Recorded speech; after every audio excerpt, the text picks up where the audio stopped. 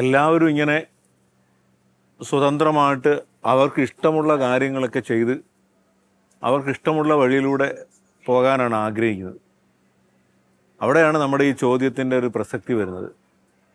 കുട്ടികളെ വീടുകളിൽ ഇങ്ങനെ പ്രാർത്ഥിക്കാൻ, പള്ളിയിൽ പോകാനായിട്ടൊക്കെ നിർബന്ധം ചെലുത്തുന്നു.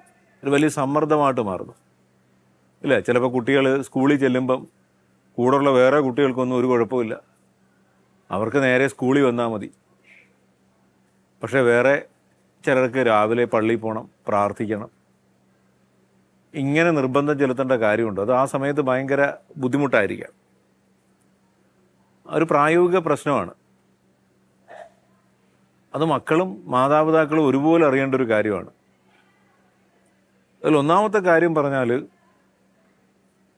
ഒരു പ്രായത്തിൽ നമ്മൾ ആ ചെയ്യുന്ന കാര്യത്തിൻ്റെ അർത്ഥവും വ്യാപ്തിയും അതിൻ്റെ ആവശ്യകതയും നമുക്ക് മനസ്സിലാകാത്തത് കൊണ്ട് നമുക്കത് ആവശ്യമേ ഉള്ള കാര്യമല്ല.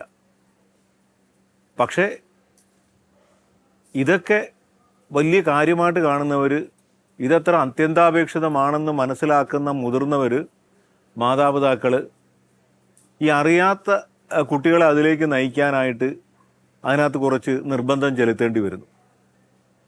അതൊരു പ്രായോഗിക പ്രശ്നമാണ്.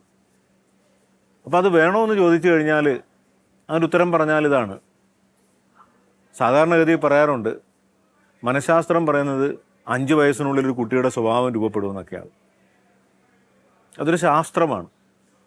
അപ്പം മാതാപിതാക്കൾ അവർക്ക് നല്ലതെന്ന് അവരുടെ ജീവിതത്തിൽ മനസ്സിലായത്, അല്ലെങ്കിൽ ഒരു വലിയ സമൂഹം നല്ലതെന്ന് അംഗീകരിക്കുന്ന ഒരു കാര്യത്തെ മക്കൾക്ക് നൽകണമെങ്കിൽ അതെപ്പോഴാണ് നൽകേണ്ടത്?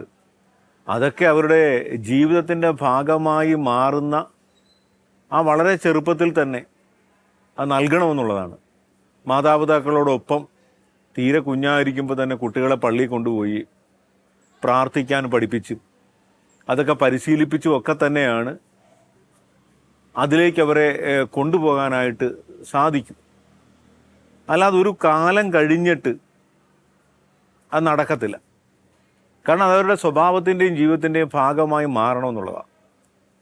പക്ഷെ ഇവിടെ ഇനി മാതാപിതാക്കളെ ശ്രദ്ധിക്കേണ്ട ഒരു കാര്യം, കുറച്ചൊക്കെ കുട്ടികളുടെ വഴിയിലൂടെ സഞ്ചരിച്ച് മാതാപിതാക്കൾ അവരവരുടെ ലക്ഷ്യത്തിലേക്ക് കുട്ടികളെ കൊണ്ടെത്താനായിട്ട് പരിശ്രമിക്കണം. ഈ ചെലുത്തുന്ന അതൊരു നിർബന്ധമല്ല, അതൊരു ജീവിതത്തിലെ വലിയ കാര്യമാണെന്ന് അവർക്ക് തന്നെ ബോധ്യപ്പെടുന്ന തരത്തിൽ അതിനെ ചെയ്യുക എന്നുള്ളതാണ്.